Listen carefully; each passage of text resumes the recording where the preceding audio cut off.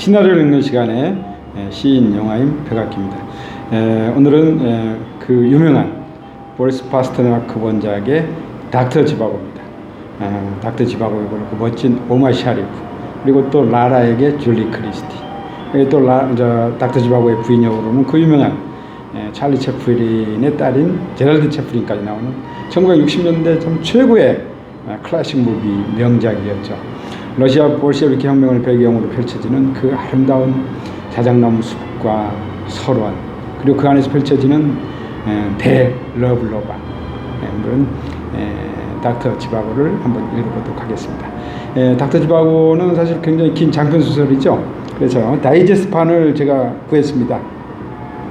프리미엄 클래식 명작으로 나오는 글로북스에서 나오는 닥터 지바고, 이형기 선생이 번역한 다이제스트판 닥터 지바고를 읽는 시간을 갖도록 하겠습니다. 영원한 안식을 누리소서. 장례 행렬이 지나면서 고인의 명복을 비는 성가 소리가 잔잔하게 퍼지고 있었다. 길을 가던 사람들은 길 한편으로 비껴서서 성호를 긋기도 하고 궁금한 것을 묻기도 했다. 어느 댁 장례인가요? 지바고 댁에 부인이 돌아가셨답니다. 그렇군요. 어쩐지 장례 행렬이 화롭더군요. 사람들의 전송을 받으며 장례 행렬은 묘지에 도착했다. 주님의 품에 안긴 이는 복되도다. 기도를 마친 신부는 마리아 니콜라예프나의 시신 위에 십자가 모양으로 한 줌의 흙을 뿌렸다. 이어 관의 뚜껑이 닫히고 쾅쾅 하는 못질 소리가 묘지를 맴돌았다. 관이 구덩이에 내려지자 네 사람들의 인부가 삽으로 구덩이를 메우기 시작했다. 흙이 어느 정도 쌓이자 10살가량 된 소년이 그 위에 올라가 발로 흙을 밟다가 멀리 시선을 두고는 주르르 눈물을 흘렸다. 갑자기 빗방울이 떨어지더니 소년이 흘리고 있는 눈물과 한데 보아졌다. 그때 검은 옷을 입은 남자가 소년을 감싸 안고 위로해 주었다. 그는 고인의 동생이자 소년의 외삼촌 니콜라예베치 베젠야판이었다. 그는 신부였으나 지금은 성직에서 물러난 사람이었다. 장례식이 끝난 후 두 사람은 수도원에 방 하나를 얻어 하룻밤을 묵기로 했다. 그들은 멀리 남쪽 지방으로 여행을 할 계획이었다. 니콜라이는 그 지방에서 진보적 신문을 발행하는 출판사에서 일하고 있었다. 날씨는 무척 쌀쌀했다. 어머니 생각에 잠을 뒤척이던 소년은 한밤중에 창문을 두드리는 소리에 잠을 깼다. 소년 유리는 자뭇바람으로 천천히 창가로 걸어가 유리창에 얼굴을 댔다. 차가운 감촉이 볼에 닿았다. 창밖에는 눈보라가 세차게 몰아치고 있었다. 이리떼가 으르렁거리는 소리가 들려오는 듯 했다. 하늘은 온통 희뿌옇게 되어 있었고 길도 보이지 않았다. 유리는 차가운 무덤에 누워있는 어머니를 생각하고 울음을 터뜨렸다. 니콜라이 외삼촌이 인기척을 듣고 잠에서 깨어 성경 말씀을 들려주며 위로해 주었다. 날이 밝자 두 사람은 주섬주섬 옷을 챙겨 입고 여행을 떠날 준비를 했다. 유리는 어린 시절 아버지가 거의 집에 없는 생활을 했다. 그때는 아버지가 오랫동안 집을 떠나 시베리아와 외국을 떠돌며 엄청난 집안의 재산을 탕진하는 등 방탕한 생활을 했다는 것을 몰랐다. 집안 사람들은 아버지가 사업을 하느라고 집을 자주 비운다고 얘기했고 그 말이 아버지에 대해 아는 것의 전부였다. 거기에다 폐결핵과 심장병에 걸린 어머니는 남프랑스와 북이탈리아 등지로 요양을 떠나 어머니와도 함께 지내지 못했다. 유리는 늘 혼자였고 돌보는 사람도 자주 바뀌어서 외로웠지만 잘 적응했다. 유리가 살고 있는 마을은 지바고라는 성씨들이 많이 살고 있었다. 많은 지바고들이 마을의 경제를 움직이고 퍽 융성했으나 그리 오래가지는 않았다. 어느 날 거짓말처럼 지바고 성씨들이 몰락해버린 것이다. 1903년 여름이었다. 유리는 니콜라이 외삼촌과 함께 쌍두마차를 타고 넓은 들판을 달리고 있었다. 그 벌판은 이바노비치 보스코보니코프가 경영하는 견직물 공장으로 통하는 길이었다. 그는 예술을 좋아해서 콜로 그리고 예술을 적극 후원하는 선생님이었다. 니콜라이는 이반이 쓴 토지 문제에 대한 최고 교정을 부탁하러 가는 길이었다. 정부의 출판물에 대한 검열이 더욱 까다로워져 출판사로서는 저자가 직접 검열을 통과할 수 있도록 교정을 보는 것이 좋다고 판단한 것이다. 니콜라이 아저씨는 가는 도중에 밀밭에서 수확을 하고 있는 파벨을 만나 이야기를 나누었다. 아저씨가 물었다. 요즘 시골 농민들이 거세게 나오고 있다는데 어떤가? 농민들을 아주 너무 풀어주어서 지주들이 감당하기가 어렵죠. 파벨의 대답에 니콜라이 아저씨는 어두운 표정으로 고개를 끄덕이고는 발걸음을 옮겼다. 그때까지 니콜라이의 이름을 박은 저서는 한 권도 나오지 않았지만 그의 사상은 확고했다. 그는 대학 교수나 혁명을 부르짖는 철학가들과는 사상을 달리하면서 톨스토이주의나 혁명적인 이상주의를 뛰어넘는 진보적인 생각을 갖고 있었다. 하지만 그때까지만 해도 니콜라이는 곧 자신의 명성이 날릴 것이라는 것을 알지 못했다. 유리가 외삼촌과 함께 누플랑카를 방문하는 것은 이번이 두 번째였다. 그리고 외삼촌과 함께 가는 것이 더욱 좋았다.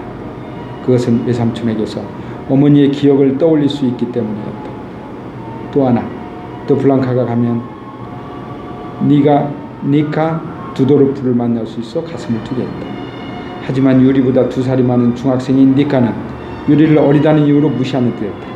밖에는 바람이 세차게 불고 있었다. 이방과 함께 원고의 교정을 마친 니콜라이가 서둘러 돌아갈 채비를 했다. 니콜라이가 말했다.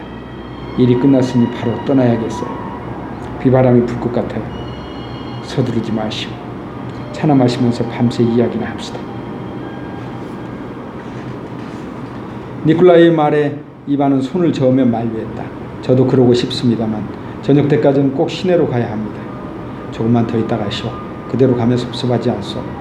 이때 하녀가 딸기와 케이크를 가지고 들어오면서 두 사람의 대화를 듣고는 파벨이 말을 목욕시키기 위해 강가로 끌고 나갔다고 들려주었다. 자리에서 일어서려고 준비를 하던 니콜라이는 하녀의 말에 어쩔 수 없이 그곳에 머물 수밖에 없다고 생각했다. 말이 돌아올 때까지 강가에 나가 산책이나 합시다. 이반 모스코보이니코프가 말했다. 그는 부호인 꼴로그리보프와 친분이 두터웠지만 혁명에 대해서는 조금 생각이 달랐다. 두 사람은 이반이 쓰고 있는 꼴로그리보프 저택의 정원을 지나 걸으면서 문학과 과학 등에 대해 이야기를 나누었다. 니콜라이가 말했다. 그들 중에는 재능이 뛰어난 사람들이 많이 있긴 하지요. 하지만 무슨 협회니 동지회니 하는 것들을 만드는 게 유행인데 거긴 결국 무능한 자들의 피신처가 되고 말지요. 난 불매를 믿기 때문에 그리스도에 대해 충실해야 된다고 생각합니다. 이때 니콜라이는 이반이 미간을 찌푸리는 것을 보았다. 이반은 못마땅한 말을 들은 듯이 헛기침을 하고는 시선을 들판으로 돌렸다. 그리고 입을 열었다. 이제 겨우 5시밖에 되지 않았군요. 저길 보십시오.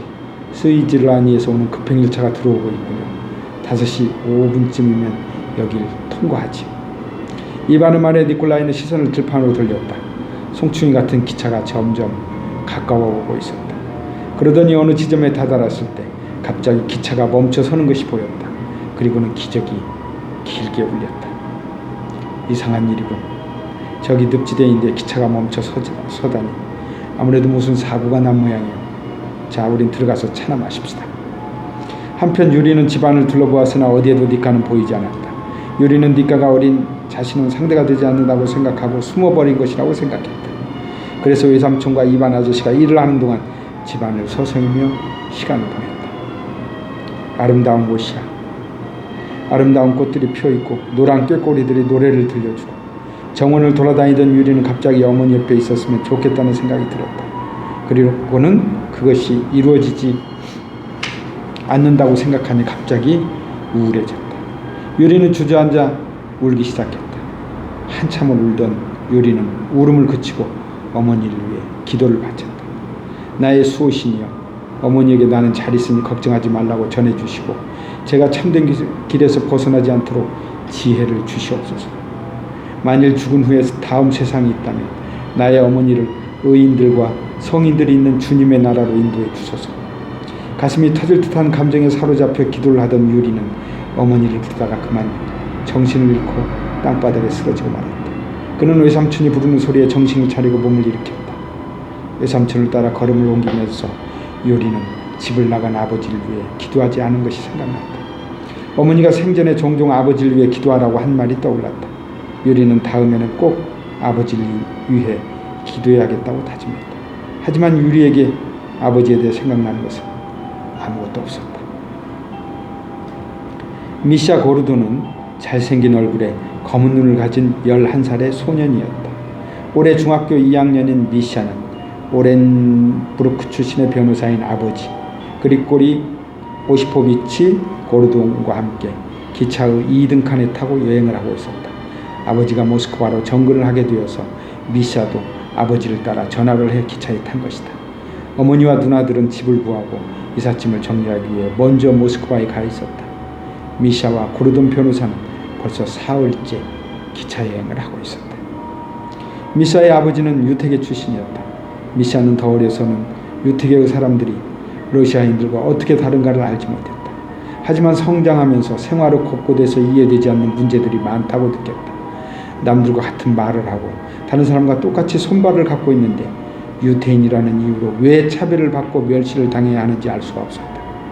더욱 철이 들면서 유태인이란 어떤 종족이며 유태인은 왜 차별을 받아야 하는가 하는 생각을 지울 수가 없었다.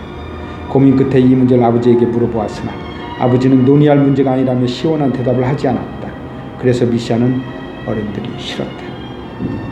이러한 미샤에게는 조금 전에 일어난 일도 이해가 되지 않는 사건이었다. 정신병자가 갑자기 기차에서 뛰어내리려고 했을 때 아버지가 급히 그를 뒤쫓아간 것은 결코 잘못한 행동이 아니라고 생각했다. 그 정신병자가 아버지를 밀쳐내고 달리는 기차의 승강장 밖으로 몸을 날렸을 때 아버지가 비상정지를 알리는 신호줄을 당긴 것은 당연한 행동이었다고 여겼다. 하지만 사람들은 아버지의 제지로 기차가 멈춘 것이라고는 알지 못했다. 자살한 정신병자의 시체는 철로역 풀밭에 엎어져 있었다. 기차에서 내린 승객들이 시체 옆으로 모여들었다.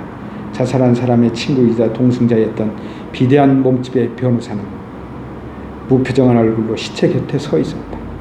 곧 경찰관과 판사가 달려왔고 변호사는 그들에게 무뚝뚝한 어조로 말했다. 이자는 알코올 중독자인데다 정신착란 증세가 있단 말이요. 그래서 자살을 한 것이요. 미샤는 궁역군 중에서 누군가가 팔자소환이라고 말하는 것을 들으면서 충격을 떨쳐내지 못했다. 눈물이 났다. 그 남자는 자살하기 전 여러 번 고르돈 변호사가 앉아있는 자리를 찾아와 많은 얘기를 나누고 돌아갔었다. 그는 미샤 아버지를 신뢰한다는 듯이 자신의 재산 관리에 대한 법률 문제를 물어보기도 했다. 고르돈 변호사가 자세하게 설명을 해주자 그는 비관적인 해석을 하는 자신의 변호사와는 다르다며 고마워했는데 그럴 때면 그의 변호사가 달려와 그를 데리고 가곤 했다. 미샤의 아버지는 죽은 그 남자가 지바고라는 사람으로 엄청난 재산을 가진 호인이었으나 방탕한 생활을 해왔으며 정신이 반쯤 돌았다고 미샤에게 들려주었다. 그 남자는 죽기 전 미샤 아버지에게 미샤 또래의 아들과 죽은 부인에 대한 얘기를 하고는 또 다른 가족인 두 번째 부인과 아이들에 대해서도 이야기를 했는데 이 대목에서 갑자기 얼굴이 굳어지고 알 수 없는 말을 짓거리기도 했다. 그 남자는 기차가 정거할 때마다 내려 매점에서 한 알음씩 선물을 사서 미샤에게 안겨주고는 자신은 술을 마셨다. 그는 고르돈의 손을 잡고 한시라도 술을 마시지 않고는 숨을 쉴 수 없다고 하소연하다가 갑자기 손을 뿌리치고 기차 밖으로 몸을 던진 것이다.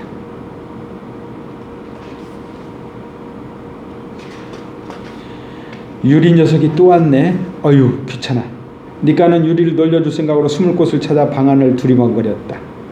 밖에는 손님들이 모여 앉아 이야기를 하는 소리가 들려와 들킬 수 있으므로 방 안의 침대 밑으로 기어들어가 숨었다. 방에는 침대가 2개나 있었다. 밖에서 니까를 부르는 소리가 들렸으나 대답하지 않았다.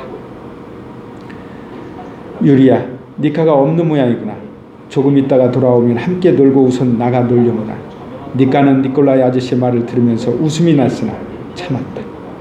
한참을 기다려 손님들이 자리를 뜨자 니까는 창문을 넘어 정원 속으로 도망쳤다.